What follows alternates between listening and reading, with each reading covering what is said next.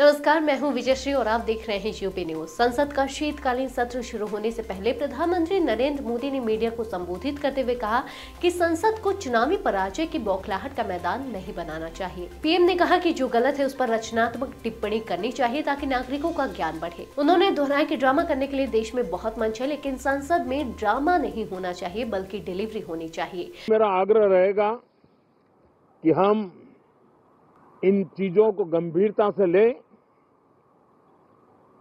Drama करने के लिए जगह बहुत होती है, जिसको करना है करते रहें।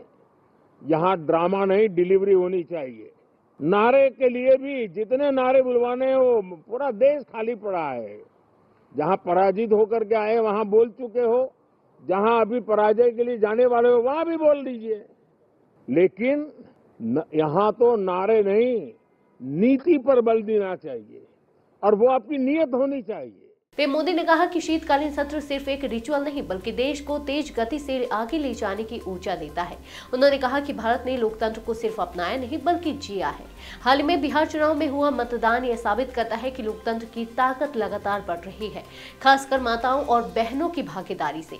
प्रधानमंत्री ने दुख जताया कि कई युवा सांसद जो पहली बार सदन में आए हैं उन्हें बोलने का मौका नहीं मिल पाता। उन्होंने कहा कि हर दल को इस नई पीढ़ी को अवसर देना चाहिए ताकि राष्ट्र उनके अनुभव से लाभान्वित हो सके।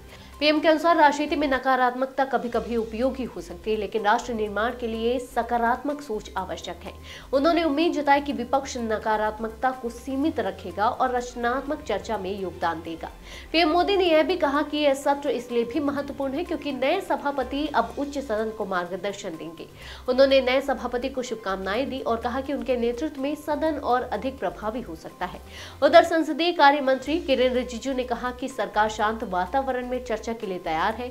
उन्होंने कहा कि विपक्ष ने एसआईआर मुद्दे पर हंगामे का संकेत दिया है, लेकिन सरकार हर मुद्दे पर चर्चा सुनने की इच्छुक है, बशर्ते वह नियमों और परंपराओं के तहत हो। रिजिजू ने कहा कि संसद देश की है और उसे शांतिपूर्ण ढंग से चलना चाहिए। सत्र की शुरुआत होते ही राज्यसभा में हंगामा देखने को मिला। विपक्ष के नेता और कांग्रेस अध्यक्ष मल्लिकार्जुन खड़गे ने अपने भाषण में पूर्व उपराष्ट्रपति जगदीप धनखड़ का उल्लेख किया, जिस पर बीजेपी ने आपत्ति जताई और इसे सभापति का अपमान बताया।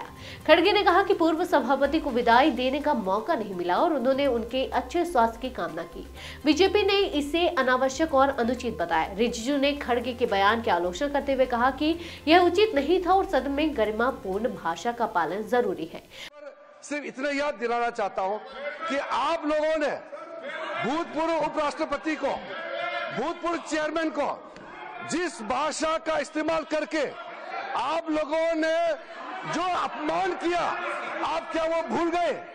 आप लोगों ने भूतपूर्व चेयरमैन के बारे में जो अनाप शनाप बात करके आप लोगों ने रिमूवल मोशन जो सर्व किया है और जो भाषा, वो कॉपी अभी भी हमारे पास है।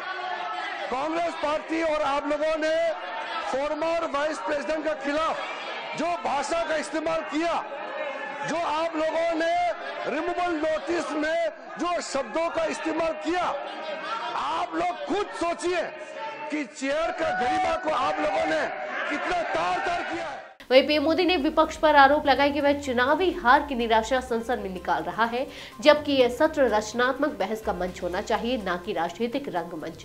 आज के लिए बस इतना ही। अगर आपके इलाके में कोई समस्या है तो आप चुप मत रहिए, अपनी शिकायत हमें भेजिए। यूबी न्यूज आपकी आवाज को जिम्मेदारों तक पहुंचाएगा, निष्पक्षता और गोपनीयता के साथ। यूबी न्यूज, जनता की आवाज, जनता की ताकत।